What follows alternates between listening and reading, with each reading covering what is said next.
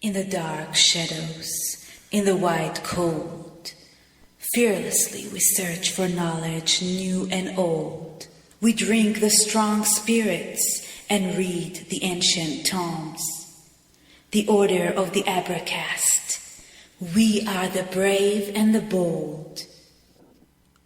The Abracast. Occult, history, conspiracy, and violence.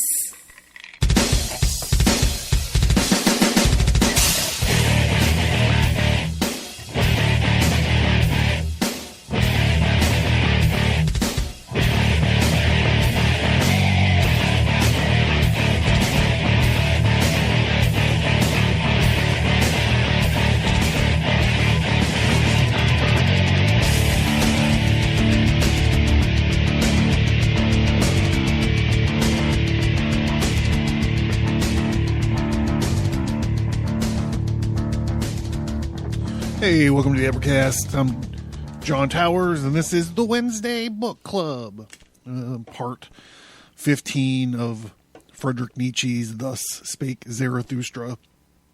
And we took a week off last week. We dropped some Crowley during the midweek, so we're going to get back to Zarathustra this evening. So if you're playing along at home, now is the time where, generally speaking, we summon our vessels of the art, and we mix up our weapons of mass distraction. It's not a drink recipe, remember. It's a formula for a weapon of mass distraction. And I'm getting old, so now you got to put your reading glasses on, and you have to raise your mason jar to the sky. And I want to just say shout out to all my Patreon and Subscribe Star supporters. Thank you. For without you guys, these book club episodes wouldn't happen. Because literally, I bought this book with the money that you sent me. So thank you.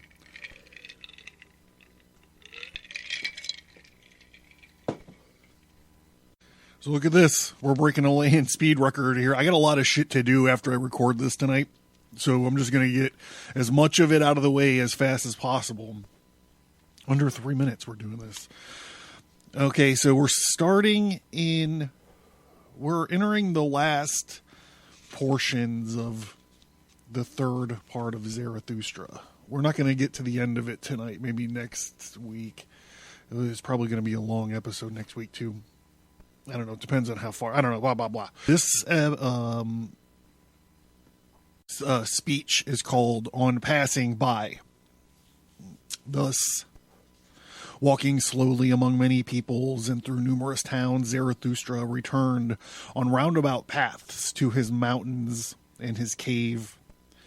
And on the way, he also came unexpectedly to the gate of the great city. But here, a foaming fool jumped towards him with outspread hands and barred his way.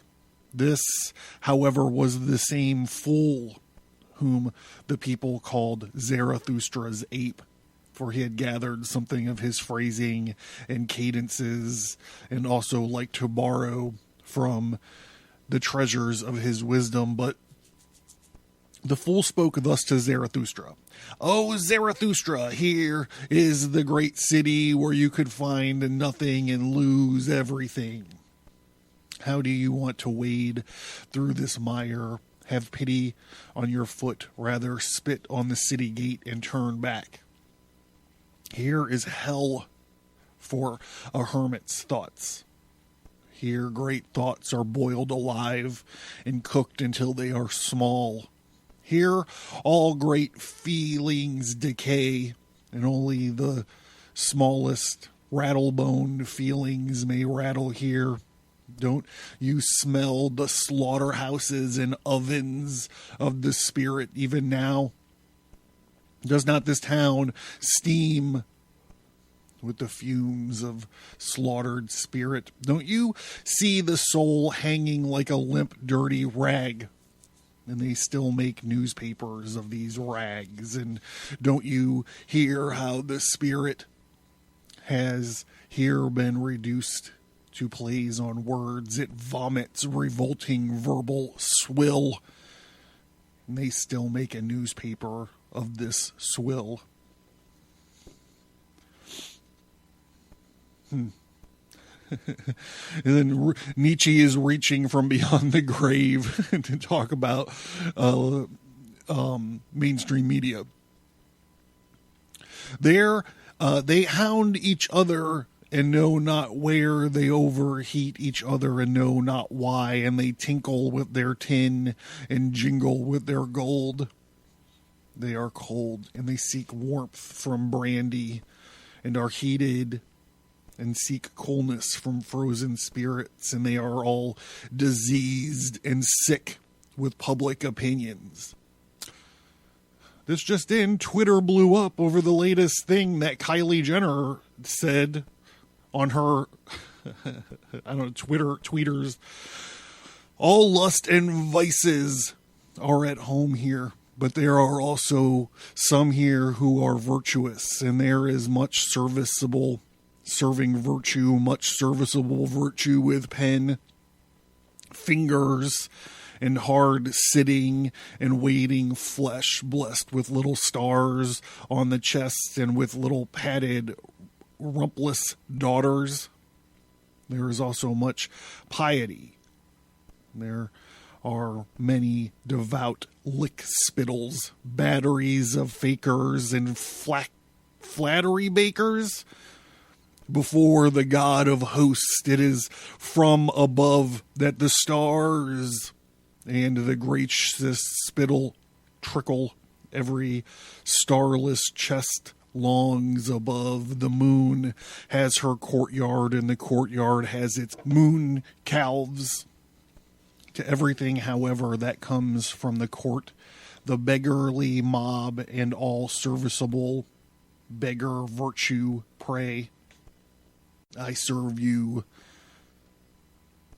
Serve, we serve, thus all serviceable virtue praise to the prince, that the deserved star may finally be pinned on the narrow chest. The moon, however, still revolves around all that is earthly, so too the prince still revolves around all that which is earthliest. But that is the gold of the shopkeeper. The God of hosts is no God of gold bars. The prince proposes, but the shopkeeper disposes. By everything in you that is bright and strong and good, O Zarathustra, spit on this city of shopkeepers and turn back. Here all blood flows putrid and lukewarm and spumy through all the veins. Spit on the great city, which is the great swill room, where all the swill spumes together.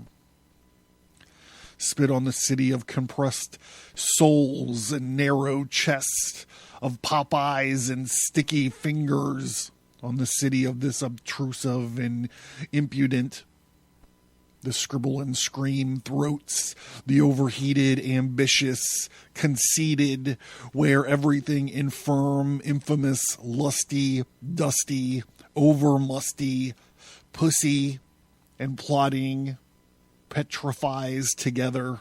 Spit on the great city and turn back. Here, however, Zarathustra interrupted the foaming fool and put his hand over the fool's mouth. Stop at last, cried Zarathustra. Your speech and your matter have long nauseated me. And why did you live near the swamp so long until you yourself have become a frog and a toad? Does not putrid, spumy swamp blood flow through your own veins now that you have learned to croak and revile thus? Why have you not gone into the woods or to plow the soil? Does not the sea abound in green islands? I despise your despising, and if you warned me, why did you not warn yourself? Out of love alone shall my despising and my warning bird fly up, not out of the swamp. They call you my ape, you foaming fool, but I call you my grunting swine. With your grunting you spoil for me my praise of folly. What was it that first made you grunt? That nobody flattered you sufficiently. You sat down to this filth so as to have a reason to grunt much. To have reason for much revenge. For all your foaming is revenge, you vain fool. I guessed it well. But your fool words injure me, even where you are right. And even if Zarathustra's words were 1,000 times right, you would always do wrong with my words. Thus spoke Zarathustra, and he looked at the great city, and he sighed, and a long remained silent. At last he spoke thus: I am nauseated by this great city too, and not only by this fool. Here as there is nothing to better, nothing to worsen woe unto this great city. And I wish I already saw the pillar of fire in which it will be burned, for such pillars of fire must precede the great noon. But this has its own time and its own destiny. The doctrine, however, I give you, fool, as a parting present. Where one can no longer love, there one should pass by. Thus spoke Zarathustra as he passed by the fool and the great city.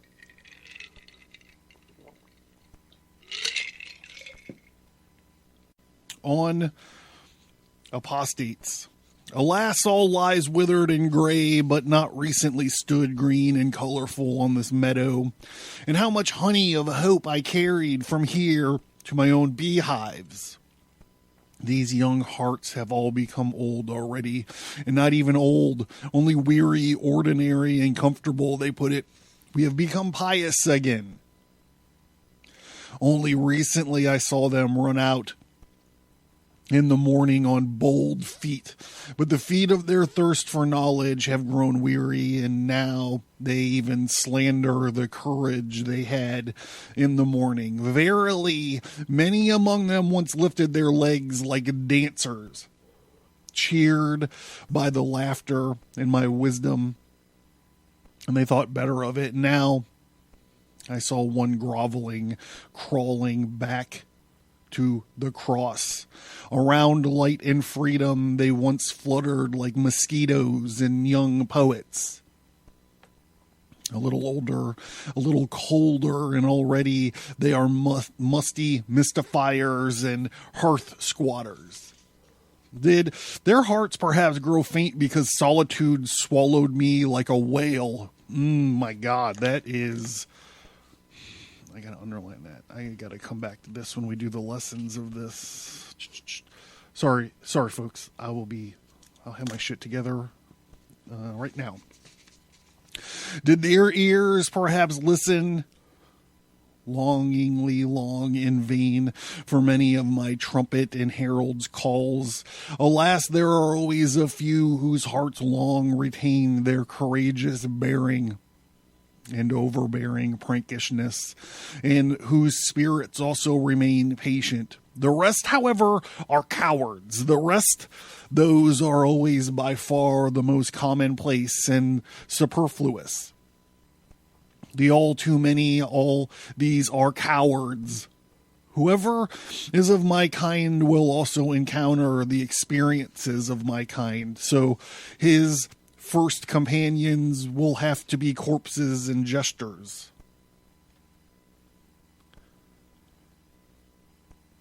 His second companions, however, will call themselves his believers. A living swarm, much love, much folly, much beardless venerations.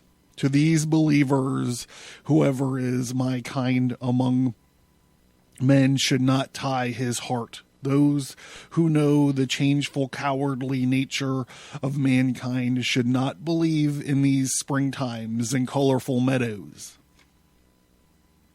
Were their ability different, their will would be different too. Those who are half and half spoil all that is whole, that leaves wilt. What is there to wail about, and let them fly and fall, O Zarathustra? And do not wail. It is better to blow among them with rustling winds. Blow among the leaves, O Zarathustra, that everything wilted may run away from you even faster.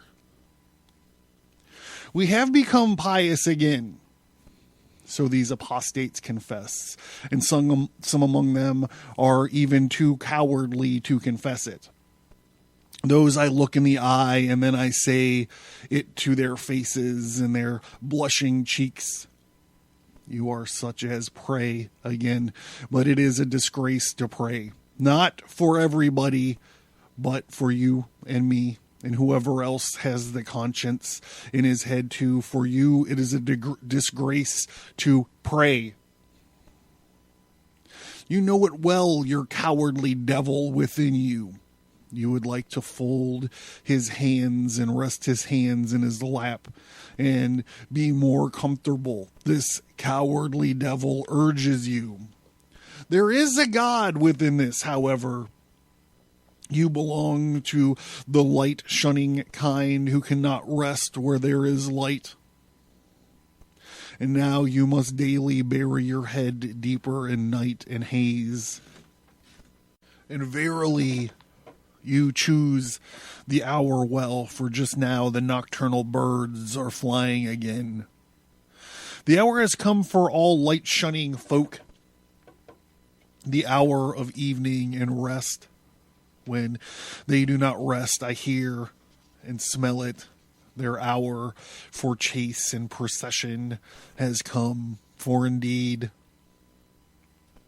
for a wild chase, but for a tame, lame, snooping, pussyfooting, prayer muttering chase, for a chase after soulful sneaks in the heart's mouse trap has now been set again, and wherever I lift a curtain, a little light moth rushes out.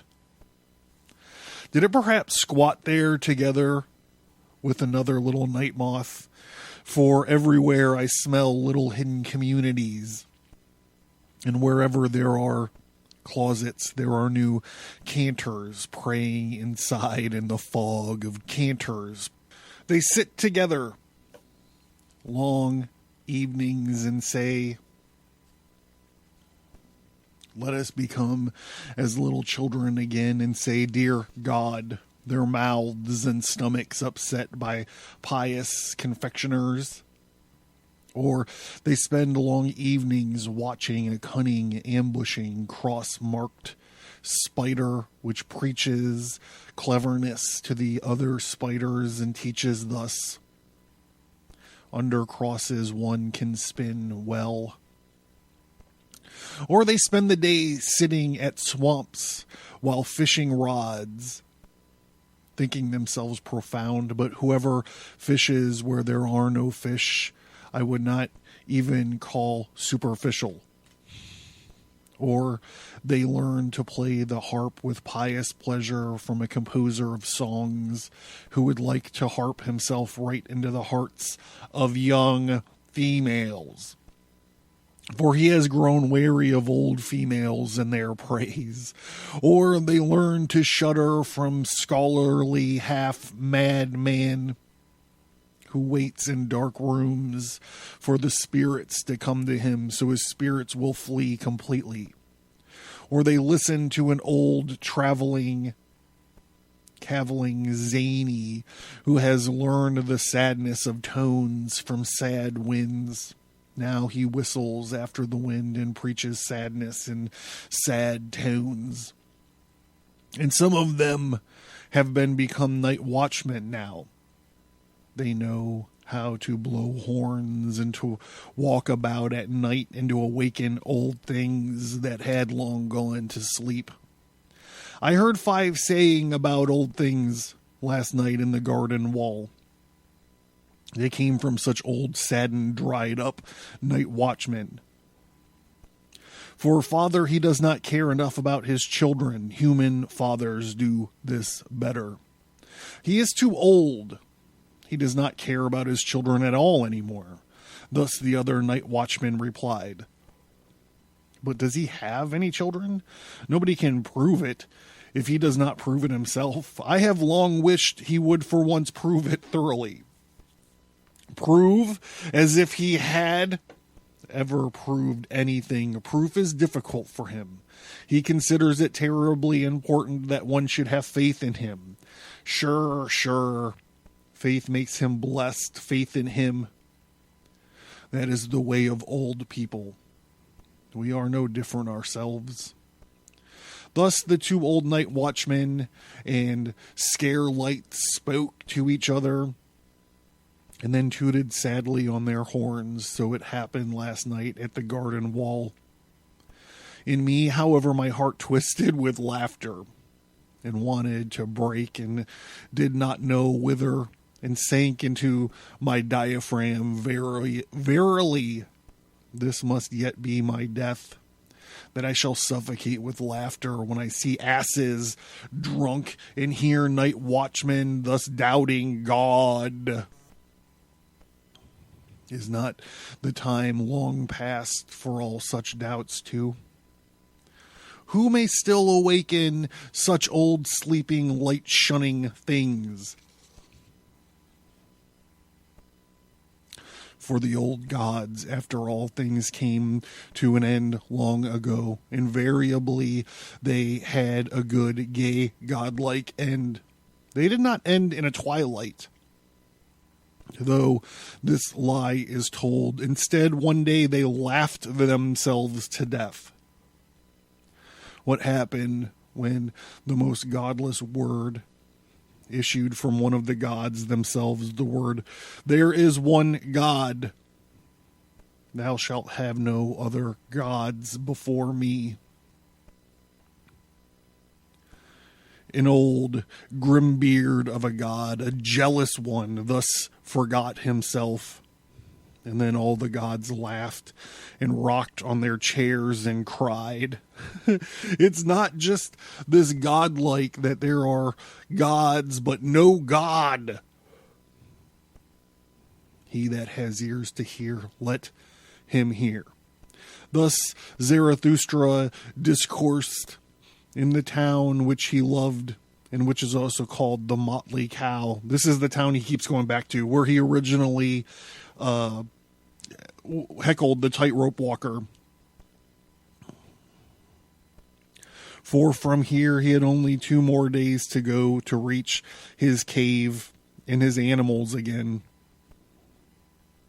But his soul jubilated continually because of the nearness of his return home. The return home. O solitude, O my home, solitude. Too long have I lived wildly in wild, strange places not to return home to you in tears. Now you may threaten me with your finger as mothers threaten. Now you may smile at me as mothers smile. And now you may say to me, and who was it that, like a storm, once stormed away from me, and who shouted in parting, too long I have sat with solitude. I have forgotten how to be silent. That, I suppose, you have learned again now, O Zarathustra. I know everything.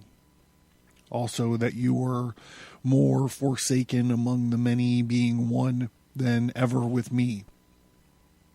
To be forsaken is one thing, to be lonely another. That you have learned now. and that among men you will always seem wild and strange, even when they love you, for above all things they want consideration. Here, however, you are in your own home and house, and here you can talk freely about everything and pour out all the reasons. Nothing here is ashamed of obscure, obdurate feelings. Here all things have carelessly to your discourse and flatter you, for they want to ride on your back. On every parable you ride to every truth.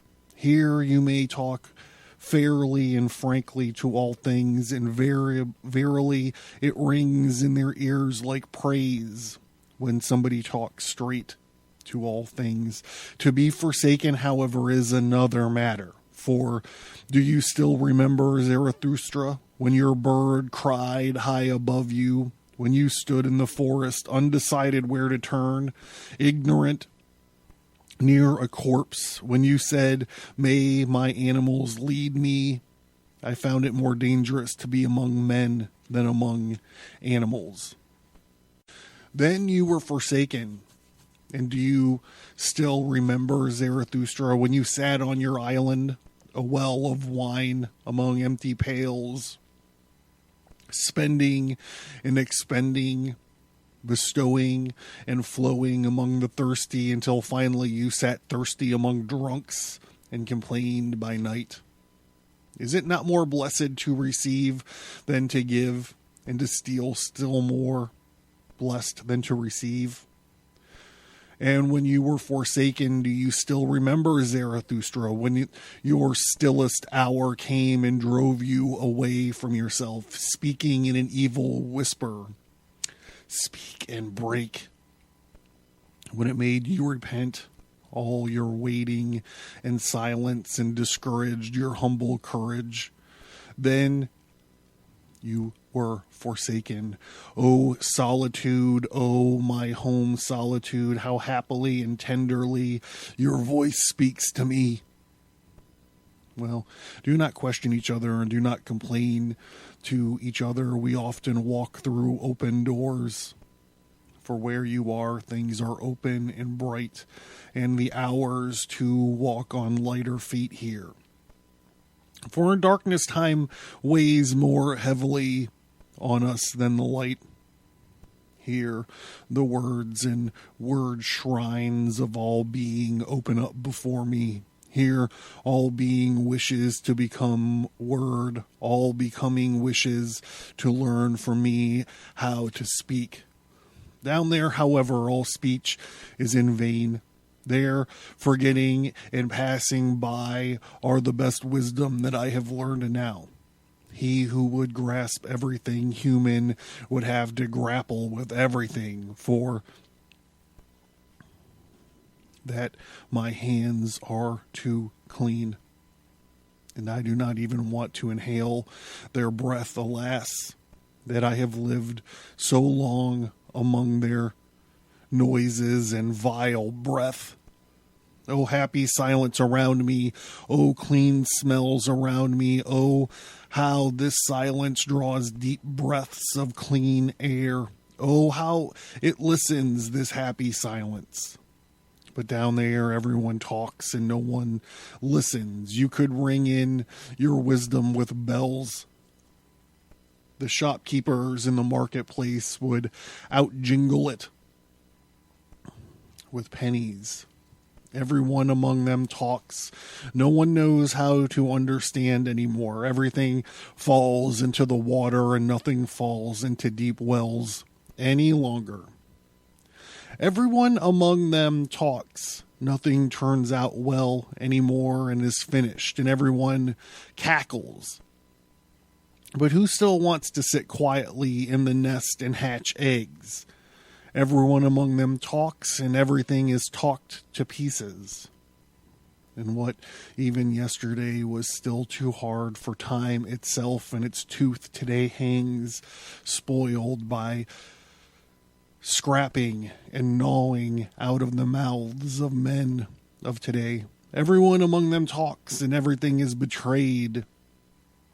And what was once called the secret and the secrecy of deep souls today belongs to the street trumpeters and other butterflies.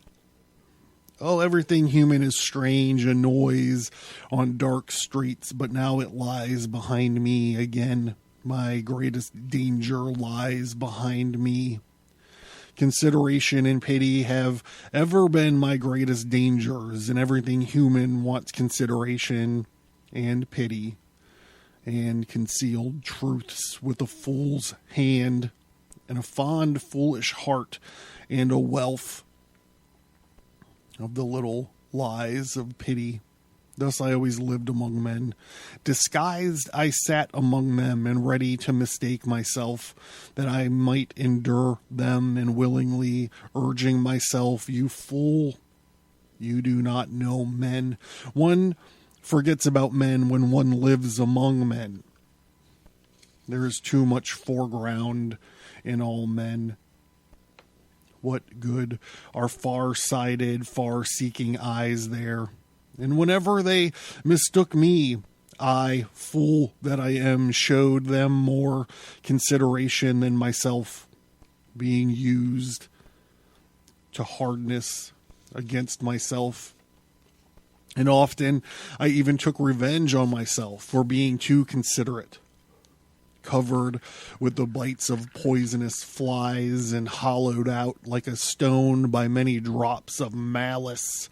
Thus I sat amongst them and still reminded myself everything small is innocent of its smallness, especially those who call themselves the good. I found to be the most poisonous flies. They bite in all innocence. They lie in all innocence. And how could they possibly be just to me? Pity teaches all who live among the good to lie. Pity surrounds all free souls with musty air, for the stupidity of the good is unfathomable. To conceal myself and my wealth that I learned down there, for I have found everyone poor in spirit. The lie of my pity was this, that I knew I could see and smell in everyone that was spirit enough for him, and what was too much spirit for him. They're stiff sages, I called them sagacious, not stiff. Thus I learned to swallow words. They're gravediggers, I called them researchers and testers. Thus I learned to change words.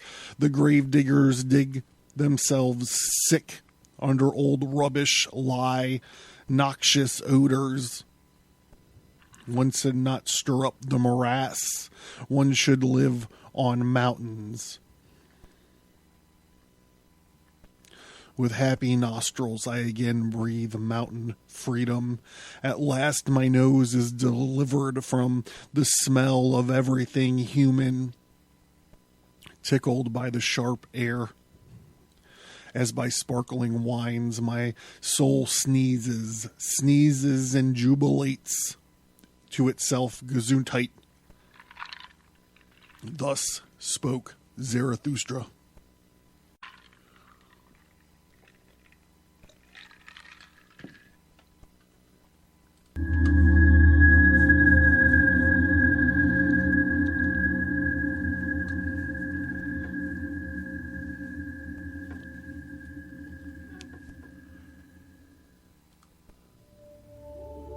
Learn more at Abracast.com. Get bonus content and access to the private Abracast workgroup by signing up for the mailing list. Get all that plus many exclusive episodes by supporting the show at Patreon.com or Subscribestar.com.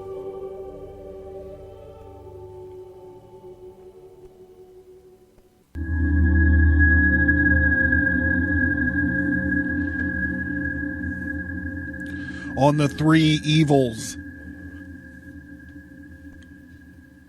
In a dream, in the last dream of the morning, I stood in the foothills today beyond the world and held scales and weighed the world. Alas, she is always jealous of my glowing morning dreams, measurable by him who has the time, weighable by a good weigher, researchable by strong wings, guessable by divine nutcrackers. Thus my dream found the world. My dream, a bold sailor, half ship, half hurricane, taciturn as butterflies, impatient as falcons. How did it have the patience or the time to weigh the world? Did my wisdom secretly urge it? My laughing, wide-awake day wisdom, which mocks all infinite worlds, for it speaks, wherever there is force, number will become mistress. She has more force. How surely my dreams looked upon this finite world, not inquisitively, not acquisitively, not afraid, not begging, as if a full apple offered itself to my hand, a ripe golden apple with cool, soft velvet skin. Thus the world offered itself to me, as if a tree waved to me, broad-branched, strong-willed, bent as a support, even as a footstool for one weary of his way. Thus as the world stood on my foothills, as if delicate hands carried a shrine towards me, a shrine open for the delight of bashful, adorning eyes. Thus the world offered itself to me today, not riddle enough to frighten away human love, not solution enough to put away to sleep human wisdom. A humanly good thing the world was to me today, through one speaks of so much evil in it. How shall I think my morning dream, that I thus weighed the world this morning as a human good thing? It came to me, this dream and heart comforter,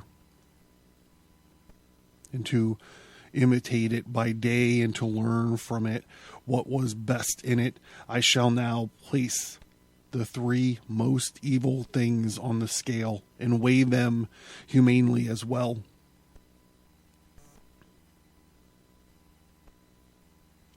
He that taught to bless also taught to curse.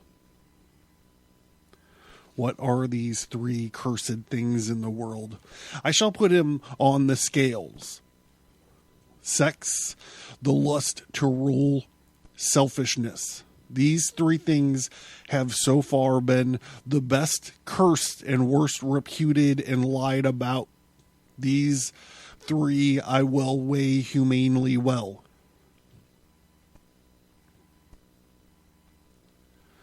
Well then, here are my foothills, and there the sea that rolls towards me, shaggy, flattering, and faithful old 100-headed canine monster that I love. Well then, here I will hold the scales over the rolling sea. And a witness I choose to look on, you solitary tree, fragrant and broad vaulted that I love. On what bridge does the present pass to the future? By what compulsion does the higher compel itself to the lower? And what bids even the highest grow still higher? Now the scales are balanced, and still three weighty questions I threw on it. Three weighty answers balance the other scale. Sex. To all the hair-shirted despisers of the body, their thorn and stake and cursed as world among all the afterworld, because it mocks and fools all teachers of error and confusion. Sex for the rabble, the slow fire on which they are burned. for all worm-eaten wood and all stinking rags, the ever-ready rut and oven.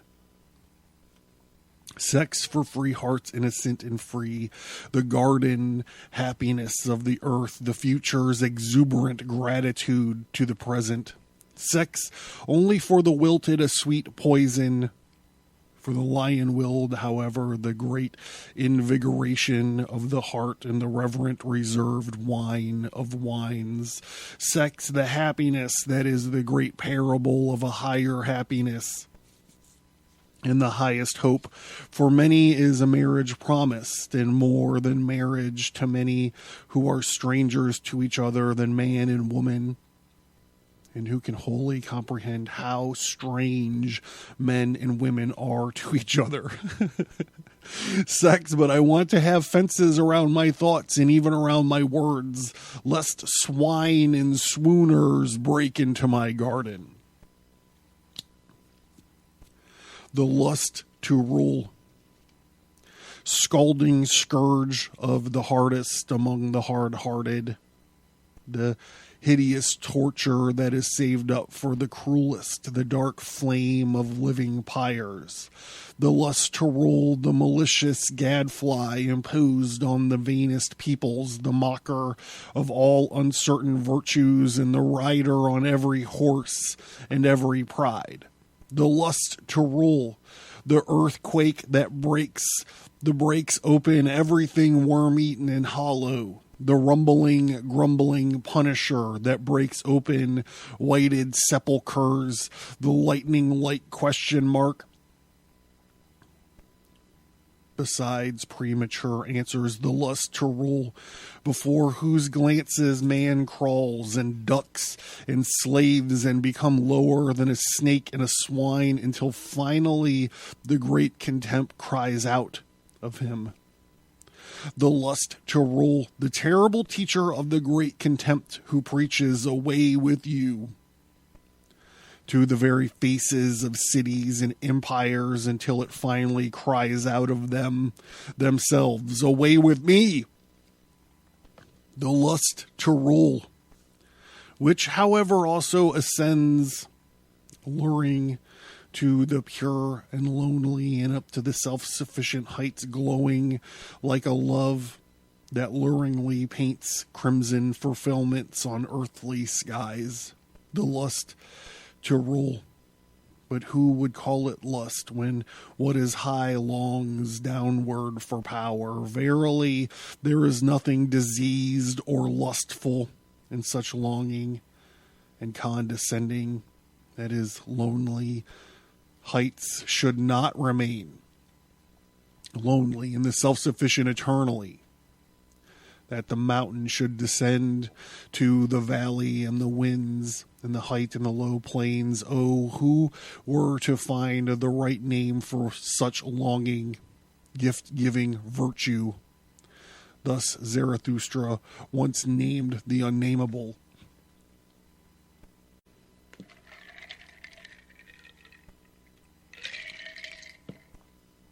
And at the time it also happened, and verily it happened for the first time, that his word pronounced selfishness blessed, the wholesome, healthy selfishness that wells from a powerful soul to which belongs the high body, beautiful, triumphant, refreshing, around which everything becomes a mirror, the supple, persuasive body, the dancer whose preamble and epitome is the self-enjoying soul. The self-enjoyment of such bodies and the souls call itself virtue.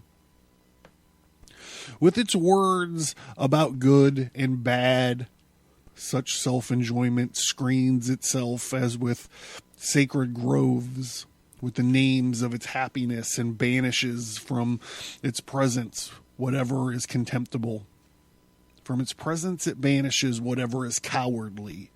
And it says, bad, that is cowardly. Contemptible to its mind is anyone who always worries, sighs, is miserable, and also anyone who picks up even the smallest advantages. It also despises all wisdom that wallows in grief, for verily there is also wisdom that blooms in the dark, a nightshade wisdom which always sighs, all is vain. Shy mistrust it holds in low esteem. Also anyone who wants oaths instead of eyes and hands. Also all wisdom that is all too mistrustful, for that is the manner of cowardly souls. In still lower esteem it holds to the subservient, the dog-like, who immediately lie on their backs, the humble.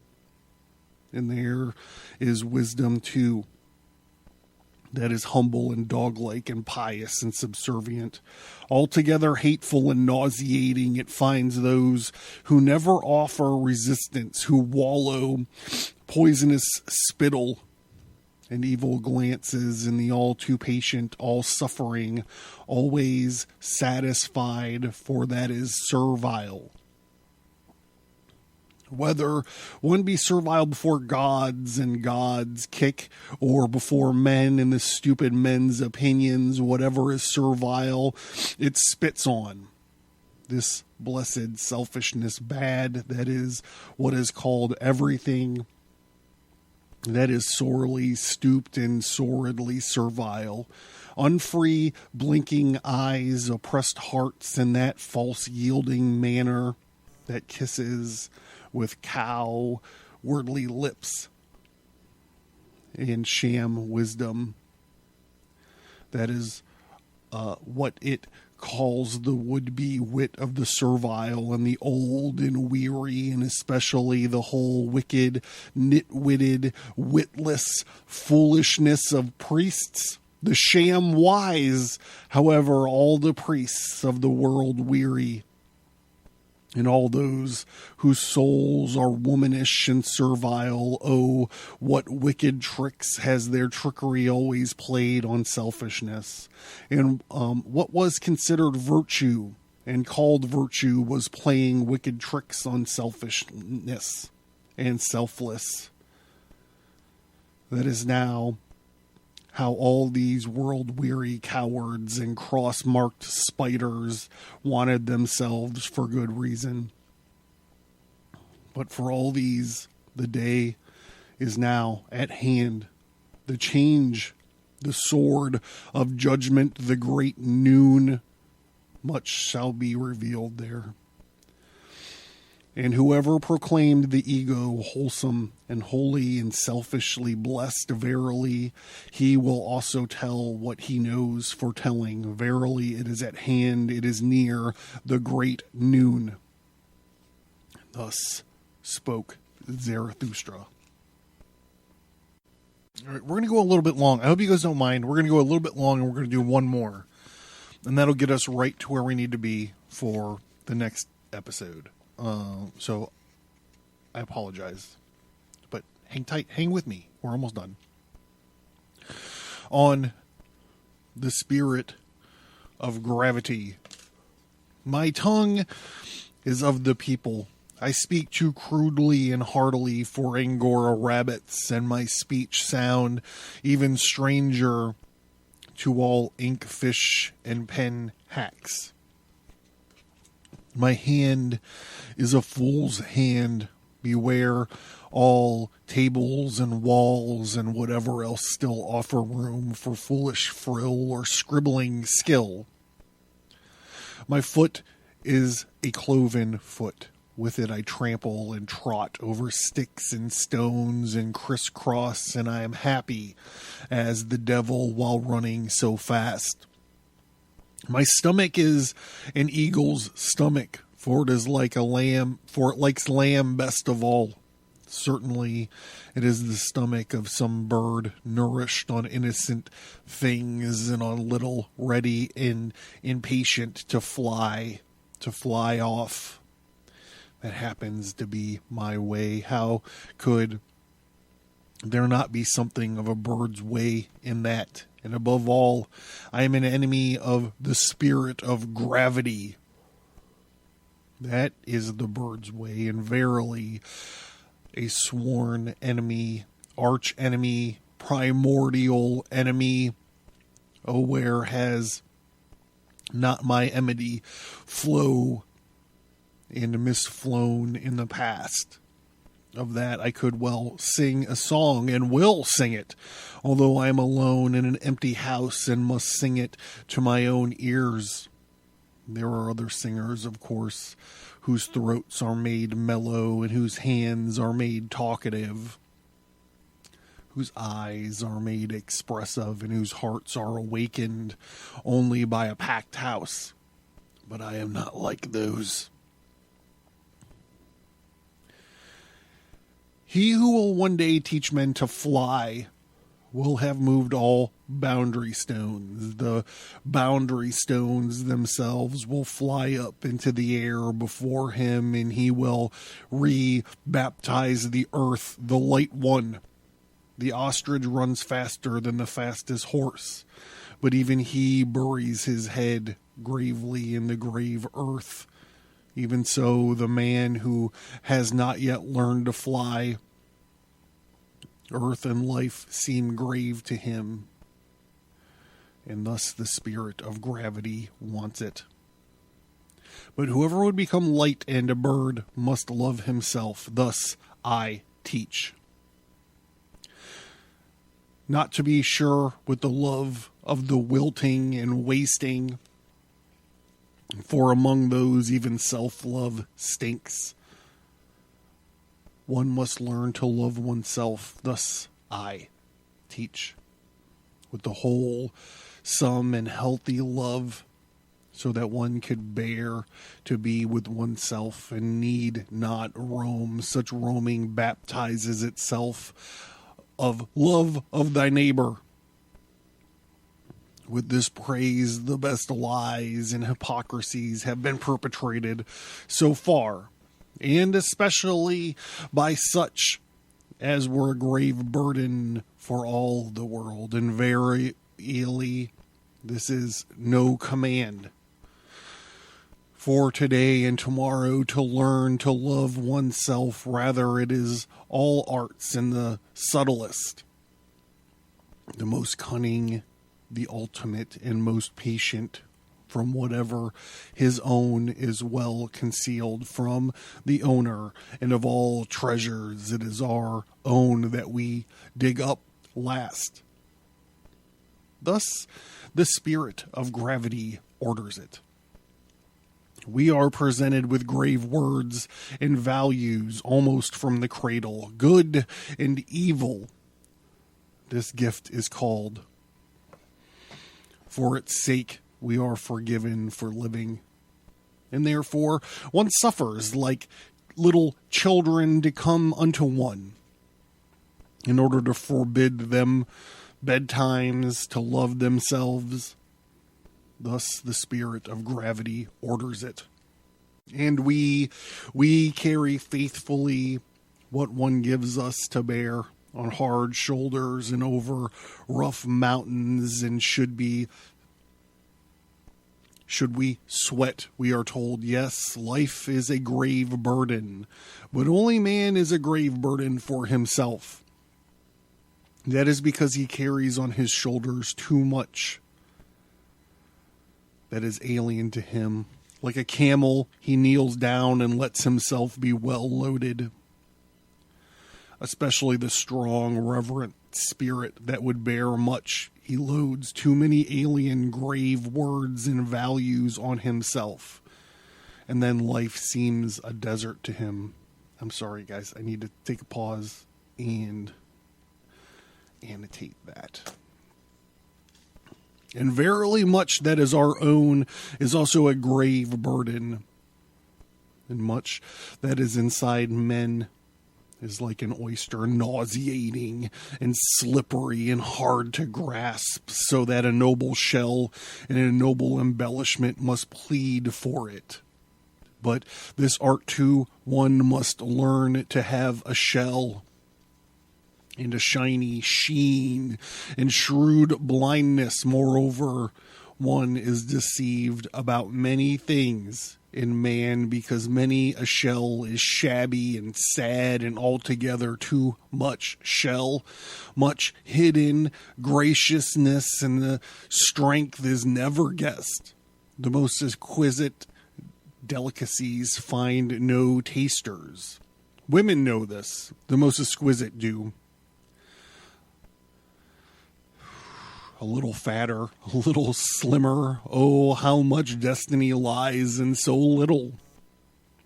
Man is hard to discover, hardest of all for himself. Often the spirit lies about the soul.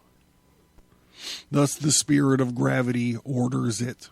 He, however, has discovered himself, who say, "This is my goodness and evil."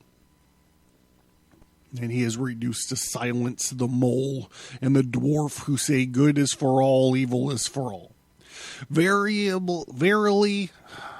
I also do not like those who consider everything good in this world is best. Such men I call omni-satisfied. Sorry, I need to make a note of this too. That's very interesting. Omni-satisfaction, which knows how to taste everything, but is not the best taste. I honor the recalcitrant, choosy tongues and stomachs, for which have learned to say aye and yes and no, but to chew and digest everything.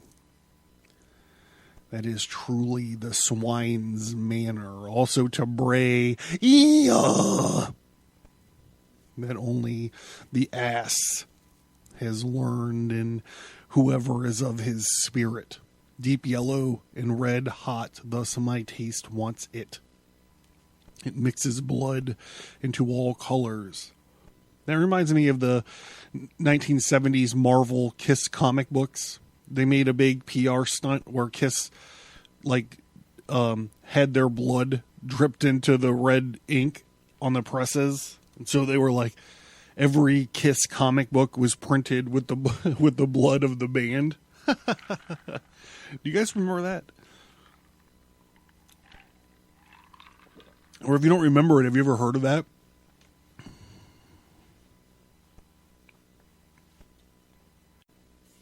I always had to play Paul Stanley.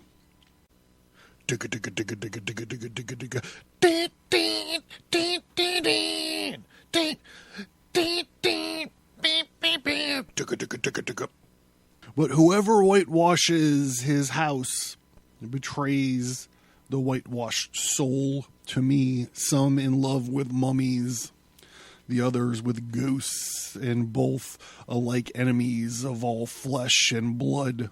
Oh, how both offend my taste, for I love blood.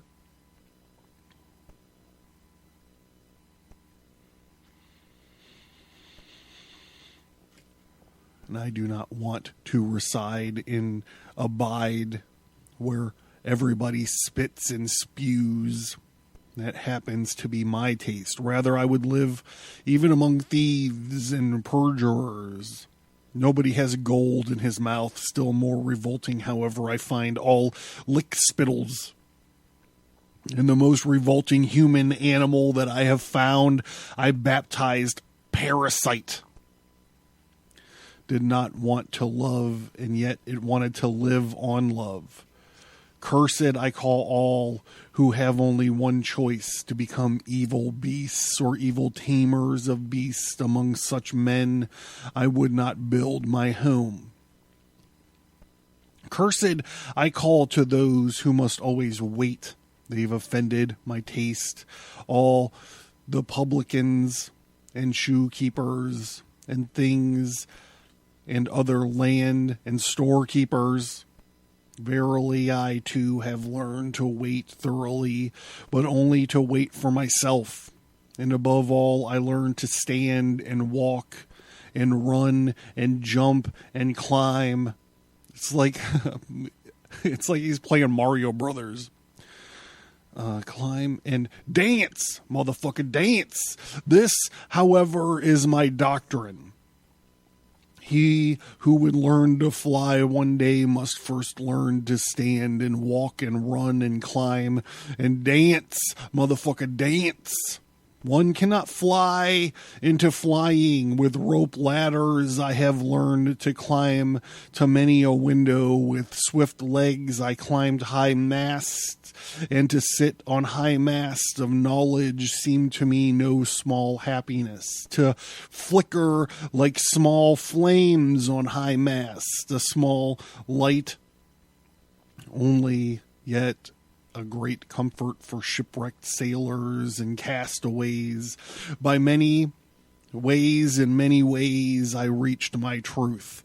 It was not on one ladder that I climbed to the height where my eye roams over my distance, but it was my only reluctancy that I ever inquired about the way to always offend my taste. I gotta do this one too.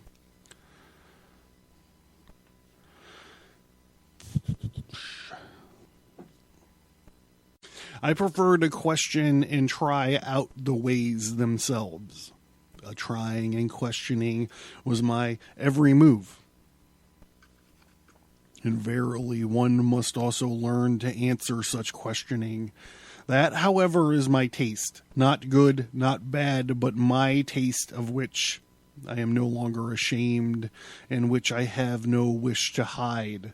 This is my way. Where is yours? Thus I answered those who asked me the way for the way that does not exist.